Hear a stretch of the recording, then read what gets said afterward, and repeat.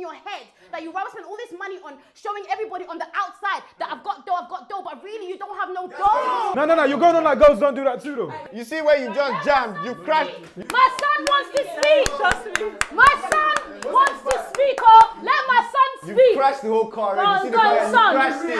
Let's go. See what you said? Go, Number son. one, you're saying we're sick. You girls are the sick My ones. boy. You're the ones that start the influence. The influence comes from the women. That's why the men want to do all these kind of things, like buy the latest cars, all that kind of stuff. And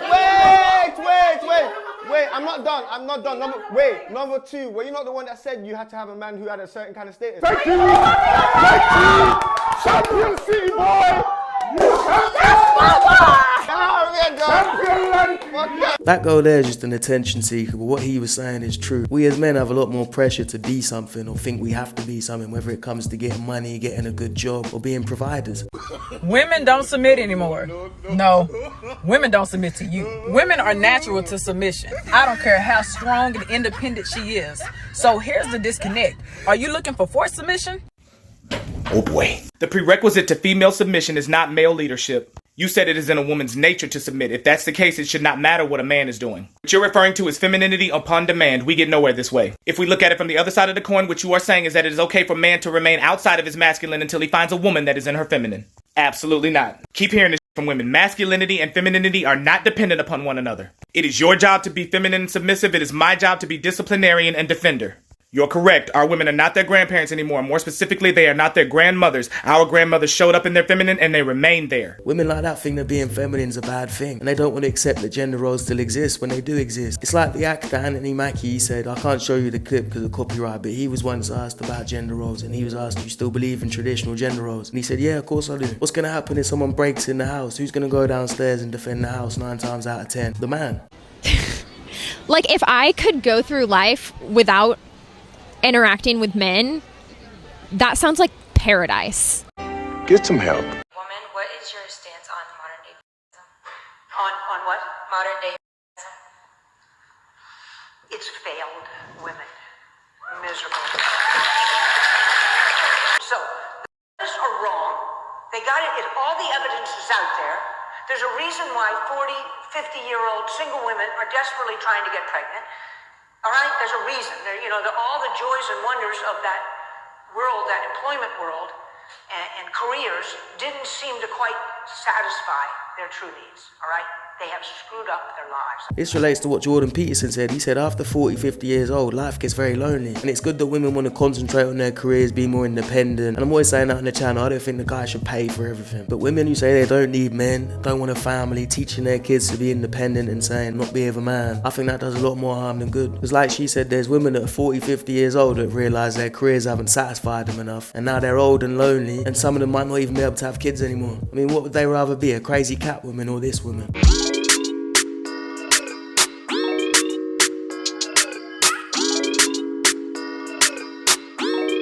By sort of setting an idea that this will be a safe space for this conversation, it signals to those who might not have those experiences, hey, this is an area where I maybe need to take a second look to be a good ally, to be a good peer. We have to wait for someone who has experienced sexual violence to come forward and ask for a content warning when we know that 1 in 4 women in college will go through this.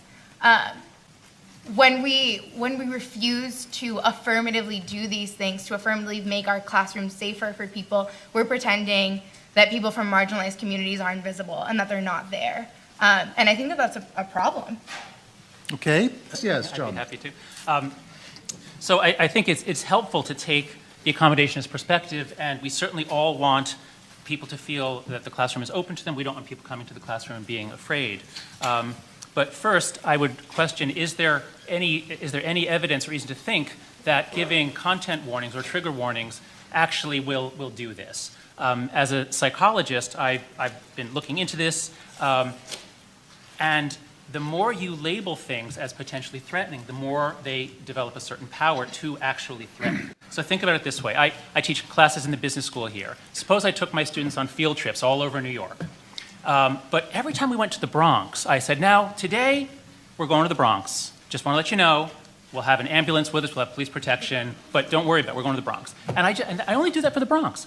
What are people going to conclude about the Bronx? Now, if there was evidence that these warnings actually helped people get over PTSD, then we'd have to balance various things. But there isn't, and the therapists that I talked to, the people who study PTSD, were unanimous in saying that if someone has PTSD, the last thing you want to do is shield them from small reminders. In fact, the only way to get over the Pavlovianly conditioned fear is to let them be exposed to small things, and then nothing bad happens to them, and that's how the fear subsides. Yeah, exactly. Labeling things and giving attention to things is giving it more power. You're making it a bigger thing. Also, by having those trigger warnings in a class and pretending that classroom is just a little bubble, a perfect bubble that's not like the real world, it's not preparing students for the real world.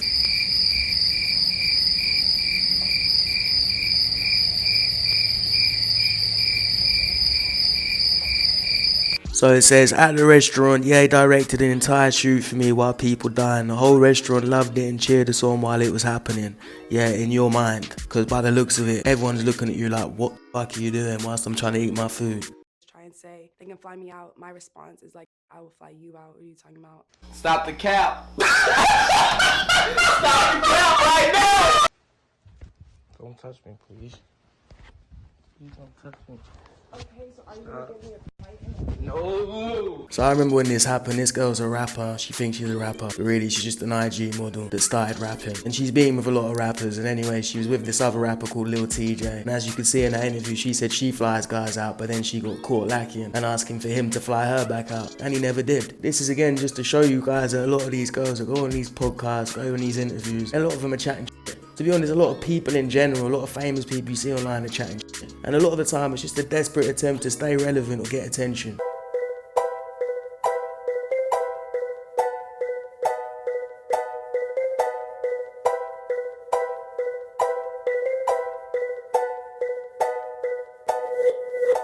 Now, your girl, Streety, was violating the community guidelines, so I had to crop it off. But if you want to go and see it, you can probably see the TikTok tags there. But I wouldn't waste your time. Just take a look at the comments. And believe it or not, it's all women humbling her in the comments. It did not move once. Somebody said, damn, Quavo took the BBL too. When little kids say, look what I can do. She's so pretty, I just wish she'd sit still and be quiet. The BBL ain't BBLing. I cannot keep defending her. She should have just been an IG model. Her looks save her every time. I mean, this is women saying it as well, man. Okay. Mom. What? You the glizzy gladiator. What? That one there was a violation. If you don't get your goddamn... You can't. I'm telling you, you can't take a picture with him. Why? Because? Because what? Because this is mine. Oh, y'all talk. Guess you can say that. I don't like him. It's a picture for Instagram. Oh, okay. You can't post. You can't be on your page.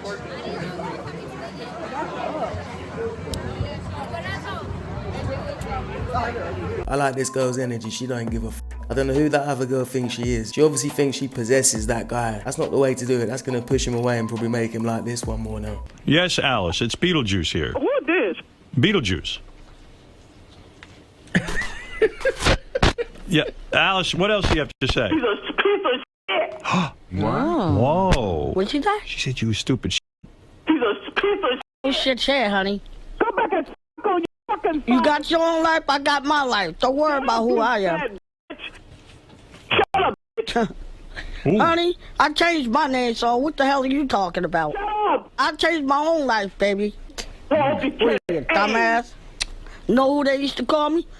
I used to fight pit bull for a living, motherfucker. Did you ever did that? Huh? Did you ever been in pit bull fight? I make my dog eat your ass. Imagine how sad you gotta be in life to take time out your day. Call up Beetlejuice to give him abuse. Like he's not had enough abuse. That guy's probably had harder shit in her, and I believe him when he said he used to fight pit bulls. He dealt with that in the best way though. He don't give a f. He's sitting there making money, sipping on his drink, while she's screaming on the phone to some guy she doesn't even know. I don't even have to look at her to know where she belongs. She belongs to the streets.